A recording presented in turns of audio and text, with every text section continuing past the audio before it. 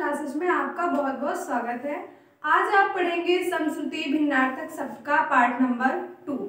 कुछ शब्द जो थे वो आप लोगों ने कल पढ़े थे, कुछ बचे हुए थे जो आज आप इस वीडियो में पढ़ेंगे। तो आइए देखते हैं। यहाँ पर लिखा हुआ है अंत। अंत मतलब किसी चीज का अंत हो गया तो क्या बोलते हैं, वो चीज समाप्त हो गई है ना, तो अंत का अर्थ हो गया समाप्त। लेकिन उसके नीचे देखिए लिखा हुआ है अंत्य। थोड़ा सा, बस थोड़ा सा अंतर है, लेकिन उसी अंतर से पूरा अर्थ बदल जाता है। ठीक है, यहाँ पर लिखा हुआ है अंत्य, तो अंत्य का अर्थ हो जाता है नीच। तो एक आपको याद रहेगा तो आप क्रम से लिख पाएंगे कि पहले कौन सा आएगा और बाद में कौन सा आएगा। कि अंत का मतलब होता है समाप्त, जबकि अंत्य का मतलब होता है नीच। ठीक है, उसके बाद लिखा हुआ है धरा। धरा पृथ्वी, आप लोगों ने पर्यायवाची में पढ़ा था है ना, पृथ्वी, धरा, भू।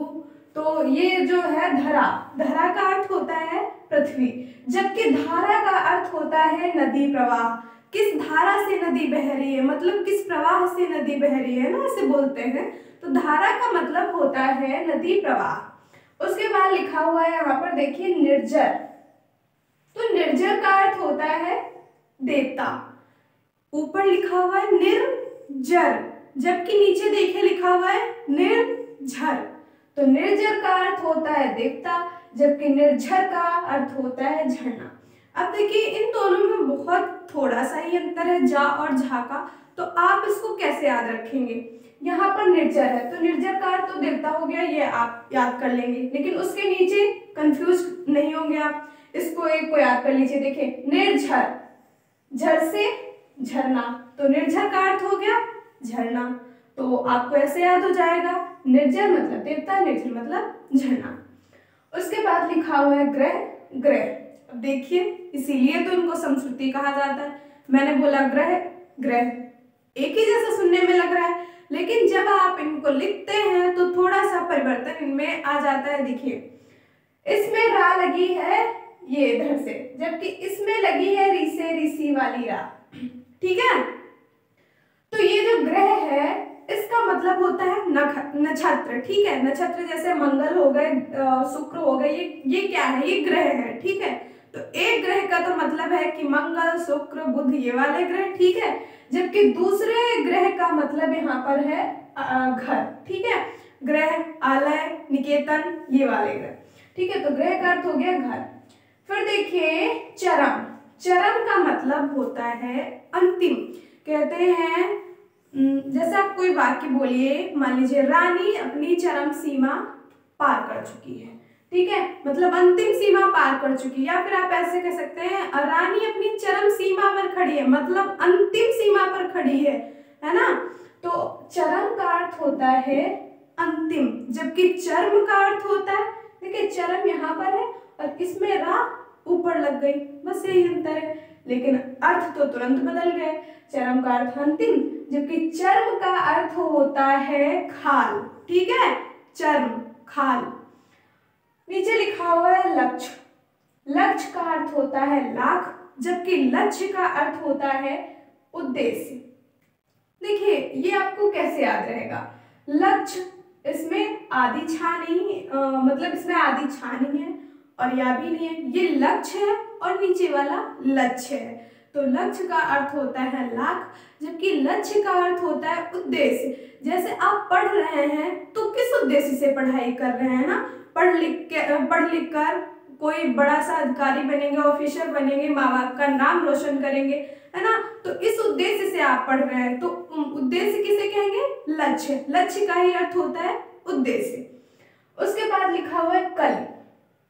यहाँ पर देखना है आपको, यहाँ पर लिखा है कल, जबकि नीचे लिखा हुआ है कली।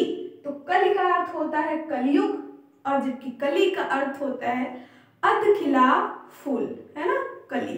तो जब फूल देखते होंगे आप, खिल रहा है, पूरी तरह से नहीं खिला है और उसमें कली निकलती है, धीरे धीरे खिलती है, तो वही जो कली निकलती है जो बिना फूली होती है, उसी को हम बोलते हैं क्या, अध खिला फूल। तो कली का अर्थ होता है अध खिला फूल। ये तो आपको याद रहेगा, लेकिन ये याद कर लीजिएगा। कल मतलब कलयुग। फिर लिखा है आदि। आदि का अर्थ होता है आरंभ। अब देखिए आदि और अंत में ज्यादातर लोग कंफ्यूज रहते हैं।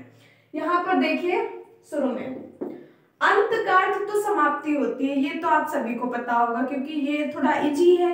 अंत हो गया, किसी भी चीज का अंत हो गया, समाप्त हो गई वो चीज, है ना। जल गई, मान लीजिए कुछ जल गया आपके घर में तो समाप्त हो गई ये चीज। कैसे समाप्त हो गई? क्योंकि वो जल गई। लेकिन नीचे देखिए आदि। आदि का अर्थ होता है आरंभ, मतलब मैंने कुछ शुरू किया, मैंने पढ़ाई शुरू की, है ना, मैंने दौड़ना शुरू किया। तो ये क्या, आदि का अर्थ आरंभ होता है, जबकि आदि का अर्थ होता है आदत होना।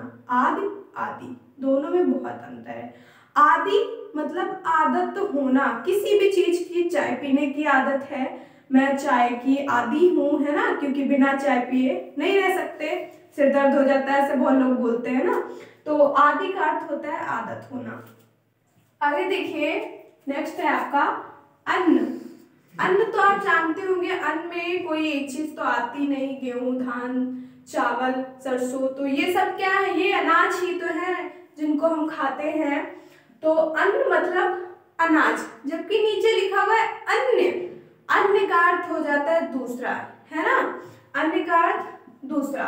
आप एक सब्जेक्ट पढ़ रहे हैं हिंदी, लेकिन आप यूपीपी की ये तैयारी कर रहे हैं, किसी भी सब्जेक्ट, किसी भी पेपर की तैयारी कर रहे हैं, किसी भी परीक्षा की तैयारी कर रहे हैं, तो उसमें कोई हिंदी तो आएगी नहीं, सारी सब्जेक्ट पूछी जाती है। तो आप जैसे बोलिए कि हिंदी के अलावा कोई अन्य सब्जेक्ट पढ़िए, मतलब कोई दूसरी भी साथ में पढ़ते रहिए, क्योंकि केवल एक से कुछ नहीं होने वाला है, ठीक है।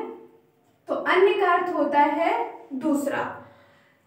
नेक्स्ट है आपका नीर। नीर पढ़ा है आप लोगों ने, ये तो पता ही होगा आप लोगों को, पर्यायवाची में। नीर का अर्थ होता है जल या पानी, ठीक है, जबकि नीर, नीर का अर्थ होता है घोंसला।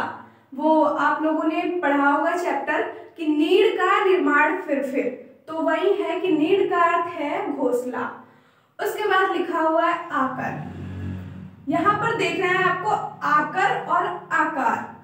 आकर में ज्यादा लोग कंफ्यूज हो जाते हैं, क्योंकि आकर बैठ जाओ, वो वाला आकर नहीं है, किसी को बुलाओ आकर, वो आकर नहीं है। यहाँ पर देखिए आ और ये कर, इन दोनों को अलग कर दीजिए, तब तो ये हो जाएगा आ कर, बैठ जाओ, है ना। लेकिन यहाँ पर क्या है, ये एक में ही लिखा है, तो इस आकर का अर्थ होता है खजाना या किसी चीज की खान, ठीक है, खजाना या खान। लेकिन नीचे लिखा हुआ है आकार। आकार का अर्थ होता है रूप, मतलब कैसा रूप है, किसी भी चीज का हो सकता है, गोल है, पतली है, मोटी है, कैसा रूप है, तो इस आकार का अर्थ होता है रूप। नेक्स्ट है आकृति। आकृति, ठीक है, जबकि नीचे है आकृति, तो आकृति का अर्थ है बुरा कार्य, और आकृति का अर्थ है बनावट। आकृति कैसी बनावट है ना, 6 भुजा वाला है, 4 भुजा वाला है, 5 भुजा वाला है, तो वो कैसी आकृति है, ये बोर्ड लगा हुआ है, इसकी कैसी आकृति है, ये चतुर्भुज है ना, क्योंकि इसके 4 कोने हैं, आयत जैसा दिख रहा है, तो किस आकृति का है, कैसी बनावट है, मतलब आकृति बनावट। नेक्स्ट है अग। अग का अर्थ होता है सूर्य या पहाड़। अग का क्या अर्थ होता है, सूर्य या पहाड़, जबकि अग का अर्थ होता है पाप। देखिए यहाँ पर है गा से गमला, और यहाँ पर है घा से घड़ी, और यहाँ पर है ज्ञा से ज्ञानी। तो अंतर किसमें है, गा में, घा में और ज्ञा में। जहां पर अग दिखे तो आपको बताना है इसका अर्थ है सूर्य और पहाड़, जबकि अग दिखे, घा दिखे तो उसका अर्थ हो जाता है पाप। लेकिन उसके नीचे आपको यदि अज्ञ देखने को मिले तो अज्ञ का अर्थ होता है मूर्ख, ठीक है। तो इसमें ये तीनों एक जैसे थे, इसलिए मैंने एक ही जगह पे लिख दिया, लेकिन आपसे क्वेश्चन पेपर में 2 ही पूछे जाते हैं, या तो अग देगा या तो फिर अग और अज्ञ देगा, ठीक है। फिर लिखा हुआ है अम्ब, और उसके नीचे अम्ब। अम्ब का अर्थ होता है माता, और 9 दुर्गे मैया जो होती है ना, उनको भी अम्बे माता बोलते हैं, तो वो माता, और सॉरी जगदम्बे माता,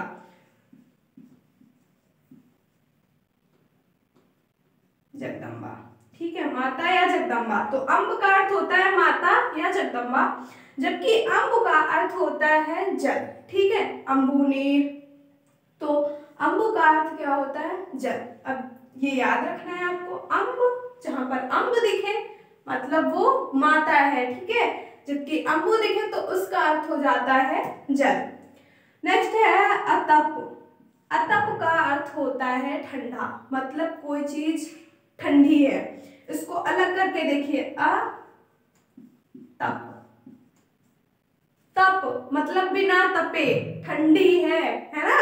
तो अतप का मतलब होता है ठंडा, जबकि आतप का अर्थ होता है धूप। आतप, देखिए आ और तप, आ और तप। ठंडियों में आप तापते हैं ना, आग में हाथ सेकते हैं या उसको बोलते हैं कि तापते हैं। तो आ तप मतलब आओ तापो। तो तापेंगे किससे भाई? तापेंगे तो हम धूप में ही बैठ के, तो धूप सेकेंगे। तो आ तप का अर्थ हो जाता है क्या? धूप। जबकि अतप हो तो उसका अर्थ हो जाता है ठंडा। फिर लिखा हुआ है चपल। तो चपल का अर्थ होता है चंचल। चपल का अर्थ होता है चंचल, जबकि चपला का अर्थ होता है बिजली। नेक्स्ट देखिए तनु। तनु का अर्थ होता है पतला। रवि तनु है, मतलब रवि पतला है। नेक्स्ट है इसी में तनु। तनु का अर्थ होता है पुत्र। तनु मतलब पतला, तनु छोटा है, पतला है ना, जबकि तनु पुत्र है। तो पुत्र पतला है। तनु का अर्थ पुत्र और तनु का अर्थ पतला, तो पुत्र पतला है। इस तरह से आप याद रख सकते हैं। फिर है द्रव। द्रव का अर्थ होता है तरल पदार्थ। द्रव बोलते हैं आप, अवस्थाएं पढ़ते हैं तो कहते हैं ठोस, द्रव, गैस। तो ये क्या है? द्रव का अर्थ है कोई तरल पदार्थ, जबकि द्रव्य का अर्थ है पदार्थ। इसमें तो सब आएंगे, चाहे ठोस हो, चाहे द्रव हो, चाहे गैस हो। तो द्रव्य का अर्थ हो जाता है पदार्थ। अब यहाँ पर देखिए लिखा हुआ है देहात। देहात का मतलब होता है गांव, ठीक है, गांव का दृश्य या देहात का जो दृश्य है कितना अच्छा होता है। और उसके बाद लिखा हुआ है देहांत, बस एक बिंदी का अंतर है जो ये रखी हुई है। देहांत का अर्थ हो जाता है मरण, ठीक है। ध्येय, ध्येय का अर्थ होता है धारण करने योग्य। ये याद हो सकता है आपको ऐसे ही आसानी से, ध्येय मतलब धारण करने योग्य। उसके बाद लिखा हुआ है ध्येय, ठीक है। बोलने में तो यहाँ पर देखिए ये सुनने में भी एक जैसे लग रहे हैं, बोलने में भी एक जैसे लग रहे हैं, लेकिन लिखने में थोड़ा अंतर है इसमें और उनके अर्थ भी अलग अलग हैं। ध्येय मतलब धारण करने योग्य, जबकि ध्येय का मतलब होता है उद्देश्य, ठीक है। पायस, पायस का अर्थ होता है खीर, ठीक है, और पायसा का अर्थ होता है पड़ोस, ठीक है। मतलब यहाँ पर देखना, अब बताइए खीर बड़ी होती है कि पड़ोसी? पड़ोसी बड़ा हुआ है ना, खीर थोड़ी ना बड़ी होगी। तो जहां पर आपको बड़ा दिखे मतलब पायसा आ, तो वो क्या हो जाएगा? पड़ोस। जबकि पायस दिखे तो क्या हो जाएगा? खीर। पड़ोसी ने खीर मांगी, है ना। नेक्स्ट है आपका बात। बात का मतलब होता है बातचीत या वार्ता। कोई भी बात कर रहे हैं किसी के साथ में तो क्या कहेंगे? वार्ता कर रहे हैं या बातचीत कर रहे हैं। लेकिन बात यहाँ पर देखना, कैसे जानेंगे आप? ध्यान से देखना है, ये लगा हुआ है बीच में डंडा, तो ये क्या हो गया? बात। तो बात का मतलब बातचीत, जबकि यहाँ पर देखिए इसके बीच में कोई भी डंडा नहीं है, मतलब ये बात लिखा हुआ है। और बात का अर्थ होता है हवा या वायु। आगे देखिए वारिश। वारिश का अर्थ है समुद्र। वारिश मतलब समुद्र, जबकि वारिश का मतलब होता है उत्तराधिकारी। वारिश मतलब समुद्र और वारिश मतलब उत्तराधिकारी। बड़ा कौन होता है? समुद्र तो बहुत बड़ा होता है ना। तो वारिश, ईस बड़ा है जहां पे, वो क्या हो जाएगा? समुद्र। जबकि छोटा है वहां पर क्या हो जाएगा? उत्तराधिकारी। उत्तराधिकारी मतलब किसी के बाद उसकी संपत्ति को प्राप्त करना, उसी को हम क्या कहते हैं? उत्तराधिकारी। नेक्स्ट है बली। बली का अर्थ होता है बलशाली, बली है मतलब बोल सकते हैं आप सुनील बली है, मतलब सुनील बहुत बलशाली है। लेकिन उसके आगे देखिए देखिए लिखा हुआ है बलि। बलि बलि का अर्थ होता है भेंट। बलि का अर्थ क्या होता है? भेंट। देखिए कहीं कहीं पे रिवाज वगैरह होता है ना, ऐसा कहते हैं भेंट चाहिए, किसी की भी हो मतलब भेंट चाहिए, लेकिन ऐसा होना नहीं चाहिए, गलत है। तो बलि का अर्थ होता है भेंट, जबकि बलि का अर्थ होता है बलशाली। नीचे देखिए बहुत थोड़ा अंतर है, इसलिए थोड़ा ध्यान से देखिएगा। मरीचि, मरीचि, मरीचि का अर्थ होता है किरण, जबकि मरीचि, मरीचि का अर्थ होता है सूर्य। बड़ा कौन होता है? सूर्य बड़ा होता है ना। तो यहाँ पर भी देखिए ये जो इसमें मात्राएं लगी हुई हैं ये सब बड़ी हैं, दीर्घ है ना। और सूर्य भी तो बड़ा होता है, और सूर्य से ही तो किरणें निकलती हैं, तो बड़ा कौन हुआ? सूर्य बड़ा हुआ, और किरणें निकलती हैं तो वो छोटी हुई। तो मरीचि का अर्थ हो गया सूर्य, और सूर्य से ही निकलती हैं किरणें। ठीक है, तो मरीचि का अर्थ हो गया किरण। आगे देखिए यहाँ पर लिखा हुआ है शंकर। शंकर मतलब शिव जी, भोलेनाथ। तो शंकर का अर्थ हो गया शिव, जबकि शंकर का अर्थ क्या हुआ? अब देखिए बोलने में तो एक ही जैसे है, पर थोड़ा सा में जो है वो अंतर है। इस वाले शंकर का अर्थ है मिश्रण। अब आपको एक तो पता ही है और दूसरा आप याद कर लेंगे तो आप इसको क्रम से बता पाएंगे। उसके बाद लिखा हुआ है चरि और चरी। चरि का अर्थ होता है जानवर, चरि मतलब जानवर, और चरी, चरी का अर्थ होता है चारा। जानवर ने चारा खाया मतलब चरचरी। तो चरी, चरी मतलब जानवर, और चरी मतलब चारा। जानवर क्या खाता है? चारा खाता है ना। तो चरी, चरी का अर्थ हो गया जानवर, जबकि चरी चारा। नीचे देखिए कर्म। कर्म का अर्थ होता है काम। अब कर्म का अर्थ काम कैसे होता है? बोलते हैं ना जैसा कर्म करोगे वैसा ही फल पाओगे। तो जैसा कर्म करोगे, कर्म का अर्थ तो यही हुआ ना जैसे आप काम करेंगे। अब यहाँ पर कर्म का अर्थ काम से कैसे कि काम अच्छे करोगे तो अच्छा फल मिलेगा, काम बुरा करोगे तो बुरा ही फल मिलेगा, है ना। तो कर्म का अर्थ हो गया काम, जबकि क्रम का अर्थ हो गया सिलसिला, किसी चीज का क्रम जारी है। जैसे आप यहाँ पर देखिए मैंने यहाँ से लिखना स्टार्ट किया और ये क्रम से लिखती जा रही हूँ, लिखती जा रही हूँ, लिखती जा रही हूँ, यहाँ तक आ गई हूँ। तो ये क्या हो गया? एक सिलसिला हो गया, क्रम से लिखती जा रही हूँ। ठीक है, तो क्रम का अर्थ हो गया सिलसिला। उसके बाद लिखा हुआ है चिर। चिर का अर्थ होता है पुराना, मतलब बहुत दिन, मतलब बहुत ज्यादा पुराना, जिसको बहुत दिन हो गए हो, बहुत पीछे हमने देखा हो या फिर बहुत पीछे पढ़ा हो, तो क्या हो गया हमारे लिए? पुराना हो गया।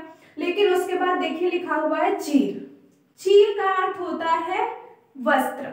चीर मतलब वस्त्र, चीर, पटन, ये पढ़े होंगे आपने ना पर्यायवाची में। तो चीर का अर्थ होता है वस्त्र। उसके बाद लिखा हुआ है मात्र। मात्र का अर्थ होता है केवल, जबकि मात्र का अर्थ होता है माता। अब देखिए मात्र मात्र दोनों बोलते हुए सेम लग रहे हैं, लेकिन आपको सुनना नहीं है, मतलब सुनना तो है लेकिन देखना है साथ में, क्योंकि बोलने में तो ये एक जैसे लगते हैं और सुनने में भी एक ही जैसे लगते हैं, इसीलिए तो इनको संस्कृति कहा जाता है। यहाँ पर आपको देखना है, यहाँ पर लिखा हुआ है त्रा, जबकि यहाँ पर ता में री की मात्रा लगी हुई है। तो ये वाला जो मात्र है इसका अर्थ हो गया माता, और ऊपर जो मात्र लिखा हुआ है इसका अर्थ होता है केवल। आगे देखिए कोश। कोश का अर्थ होता है शब्द भंडार, शब्दकोश लिखा होता है ना किताबों में, शब्दकोश। तो शब्द कोश का अर्थ हो जाता है शब्द भंडार, जहां पर शब्दों का भंडार हो। बुक देखिए आप, उसमें एक तरफ से शब्द लिखे होते तो उसे क्या बोलते हैं? शब्दों का भंडार है ये मतलब कोश है। ठीक है, उसी में लिखा हुआ है कोश। तो यहाँ पर क्या है? सा में अंतर है, और इस वाले कोश का अर्थ है खजाना। कोश यहाँ पर भंडार है, जबकि इस वाले कोश का अर्थ है खजाना। और नीचे लिखा हुआ है पर्ण। पर्ण का अर्थ होता है पत्ता, पर्यायवाची में आप लोगों ने पढ़ा है पर्ण मतलब पत्ता, जबकि प्रण का अर्थ होता है प्रतिज्ञा। प्रतिज्ञा मतलब किसी काम को कर लेने की ठान ली है हमने, इसको करके ही छोड़ेंगे। प्रतिज्ञा ली है हमने कि जब तक ये काम नहीं कर लेंगे तब तक हम खाना नहीं खाएंगे। ठीक है, आगे देखिए लिखा हुआ है दार। दार का अर्थ होता है स्त्री, जबकि द्वार का अर्थ क्या होता है? द्वार का अर्थ होता है दरवाजा। ठीक है, इत्र, इत्र का अर्थ होता है सुगंध, परफ्यूम देखिए है ना, तो उसी को क्या बोलते हैं? इत्र, ये इत्र है। और इतर, इतर का अर्थ होता है दूसरा। भी यहाँ पर भी कहीं आप लोगों ने पढ़ा था, दूसरा कहाँ पर पढ़ा था भाई? चलो ये, हाँ ये पढ़ा था, अन्य। अन्य का भी अर्थ दूसरा होता है, ये तो आपको पता है, जबकि ये याद रखना है क्योंकि अन्य तो थोड़ा आसान है, आप समझ सकते हैं कि अन्य का अर्थ दूसरा होता है कोई अन्य चीज, जबकि इतर का अर्थ दूसरा होता है, तो इतर आपको याद रखना है। उसके बाद लिखा हुआ है यहाँ पर पुरुष। पुरुष का अर्थ तो नर होता है, ठीक है, जबकि परुष का अर्थ होता है कठोर। नर कैसा है? कठोर है। पुरुष कैसा है? कठोर है। नीचे देखिए अंगना। अब देखिए अंगना और अंगना बोलने में एक ही जैसे लग रहे हैं, सुनने में भी एक ही जैसे लग रहे हैं, लेकिन इन पे जो बिंदी रखी हुई है उनमें अंतर है। देखिए यहाँ पर तो चंद्र बिंदी रखी हुई है, यहाँ पर केवल बिंदी रखी हुई है। तो ऊपर जो अंगना लिखा हुआ है उसका अर्थ हो जाता है आंगन, जो घर में होता है ना, आंगन प्रांगण। तो अंगना का अर्थ है आंगन, जबकि ये अंगना जो है जिसपे केवल बिंदी रखी है उस अंगना का अर्थ होता है स्त्री। फिर लिखा हुआ है अंत। अंत का अर्थ होता है समाप्ति। ये मैंने दोबारा लिख दिया है, मुझे लग रहा है ऐसा, हाँ ये पहले लिखा था मैंने, चलो कोई बात नहीं, फिर से पढ़ लीजिए। अंत का अर्थ होता है समाप्ति, जबकि अंत्य का अर्थ होता है नीच। फिर लिखा हुआ है अब्ज। अब्ज का अर्थ होता है कमल। कल मैंने बताया था आपको, जहां पर जा दिखे वहां पर क्या होता है? कमल। तो ये अब्ज है तो ये हो जाएगा कमल, जबकि जहां पर दा दिखे उसका अर्थ हो जाता है बादल, और जहां पर धा दिखे उसका अर्थ हो जाता है समुद्र। ठीक है, तो अब्ज का अर्थ हो गया कमल और अब्द का अर्थ हो गया बादल। बहु का हो गया अत्यधिक, बहुविकल्पी, है ना, ऐसे लिखा होता बहुविकल्पी। तो जिसमें बहुत विकल्प दिए हों, क्योंकि एक एक क्वेश्चन के 4-4 विकल्प दिए होते हैं, इसीलिए तो उसे कहते हैं ना बहुविकल्पी। तो बहु का अर्थ होता है अत्यधिक, जबकि बहु का अर्थ होता है पुत्र वधू। ठीक है, बहु का अर्थ होता है क्या? पुत्र वधू। भवन, भवन का अर्थ होता है घर। ठीक है, मैं अपने भवन में रह रही हूँ, मतलब मैं अपने घर में रह रही हूँ, तो भवन का अर्थ होता है घर, जबकि भुवन का अर्थ होता है संसार। ठीक है, तो संसार में मेरा एक घर है, ठीक है, उसी में मैं रहती हूँ। भुवन का अर्थ हो गया संसार, जबकि भवन का अर्थ है घर। पतन, पतन का अर्थ होता है गिरना, किसी चीज का पतन हो गया, गिर गया, नाश हो गया, है ना, तो पतन का अर्थ हो गया गिरना, जबकि पत्तन का अर्थ है बंदरगाह। पत्तन का अर्थ क्या है? बंदरगाह। और उसके बाद लिखा हुआ है प्रणय। प्रणय का अर्थ होता है प्रेम, और परिणय का अर्थ होता है विवाह। कार्ड देखिए शादी के उस पे लिखा होता है ना परिणय बंधन, तो परिणय का अर्थ होता है विवाह और प्रणय का अर्थ होता है प्रेम। पथ, पथ का अर्थ होता है रास्ता, मतलब हम पथ से जा रहे थे, है ना, पथ से जा रहे थे, तो पथ का अर्थ हो गया रास्ता, मतलब मैं रास्ते से जा रही थी। लेकिन पथ्य का अर्थ होता है रोगी का आहार। रोगी जो भी खाता है, रोगी मतलब किसी भी रोग से पीड़ित हो सकता है, तो जो पथ्य होता है उसका अर्थ होता है रोगी का आहार। और इस प्रकार से आपके समश्रुति भिन्नार्थक शब्द कंप्लीट हो गए हैं। अब मिलते हैं नेक्स्ट वीडियो में, तब तक के लिए धन्यवाद। जय हिंद।